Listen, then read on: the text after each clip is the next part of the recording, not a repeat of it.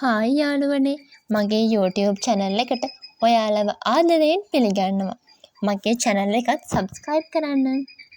සමහරු කොච්චර කෑවේ නැති වුණත් කොච්චර exercise කරත් බර අඩු වෙන්නේ නැද්ද?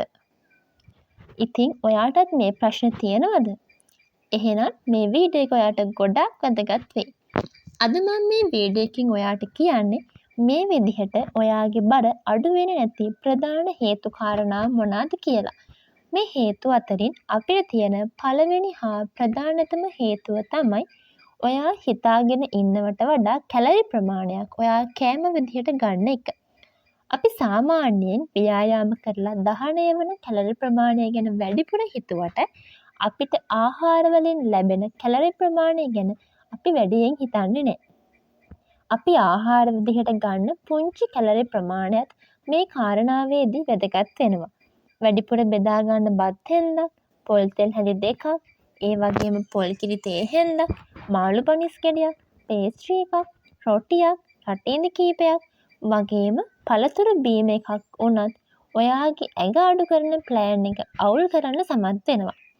ඒ වගේම තමයි සතිය පුරා හොඳටම ඩයට් කරලා සතියාන්තයේ ගෙදරින් එළියට ගිහින් බඩ පැලෙන්න කෑවමත් ඔන්න ඔය දේම වෙනවා.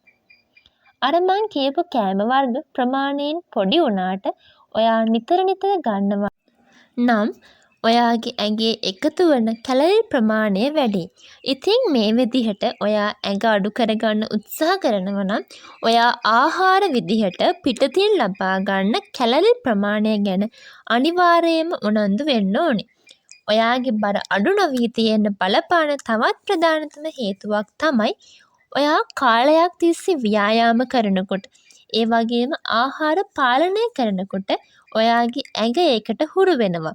ඔයාගේ ශක්තිය ඉතුරු කරගන්න ඔයාගේ ඇඟ ඇතුලේ සිදුවන පරිවර්තන ක්‍රියාවලිය වේගය අඩු වෙනවා. ඔයාට වෙනදට වඩා කම්මැලි ස්වභාවයක් දැනෙන්න පුළුවන්. මේ වගේ තත්වයකදී ඔයාගේ බර තවදුරටත් අඩු නොවි ස්ථායී තත්වයක පවතින්න පුළුවන්.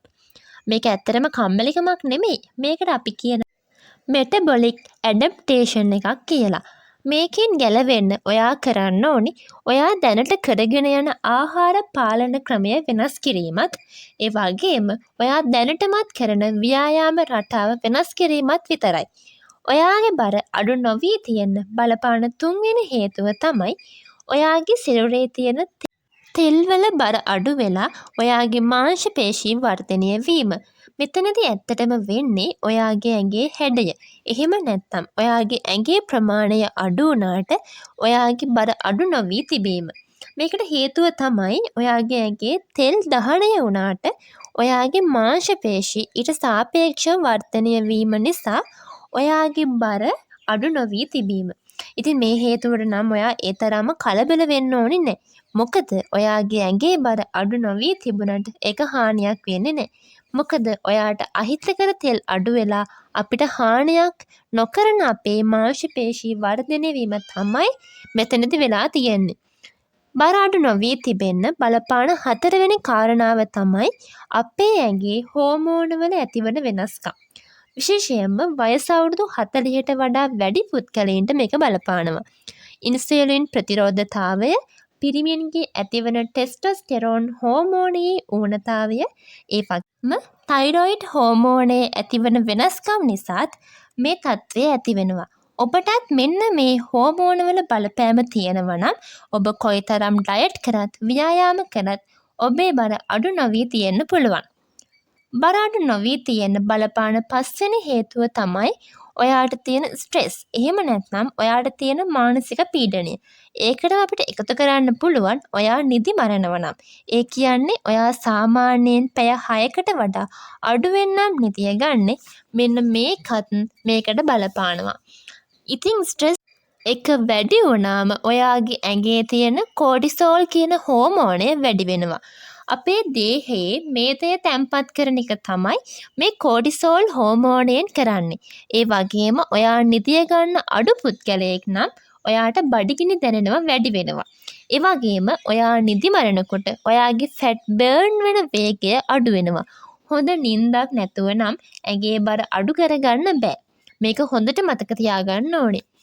ඉතින් ඔයත් මොන දේ කළත් බර අඩු වෙන්නේ නැති කෙනෙක් නම් සමහර විට මේ හේතු වලින් එකක් හෝ කීපයක් ඔයාට තියෙන්න පුළුවන්. මේ හේතු හරියටම හඳුනාගෙන පුංචි පුංචි වෙනස්කම් කීපයක් කරලා ඔයාගේ බර අඩු කරගන්න ඔයාට පුළුවන්. හැම වෙලේම ඔයාගේ ඇඟේ හැඩය ගැන හිතන්න. අනිවාර්යයෙන්ම මාංශපේශි වර්ධනය වෙන ව්‍යායාම කරන්න. හොඳට නිදය ගන්න. මානසික පීඩනය හොඳට පාලනය කරගන්න. අවශ්‍ය වෙලාවට වෛද්‍ය උපදෙස් ලබා ගන්න. ඇඟේ බර අඩු කරගන්නවා කියන්නේ සයන්ස් එකක්. ඒක මේ ආවට ගියාට කරන්න පුළුවන් දෙයක් නම් නෙවෙයි. මේ වගේ වටිනා වැදගත් වීඩියෝ බලන්න channel එක subscribe කරන්න. හැමෝටම සුබ දවසක්.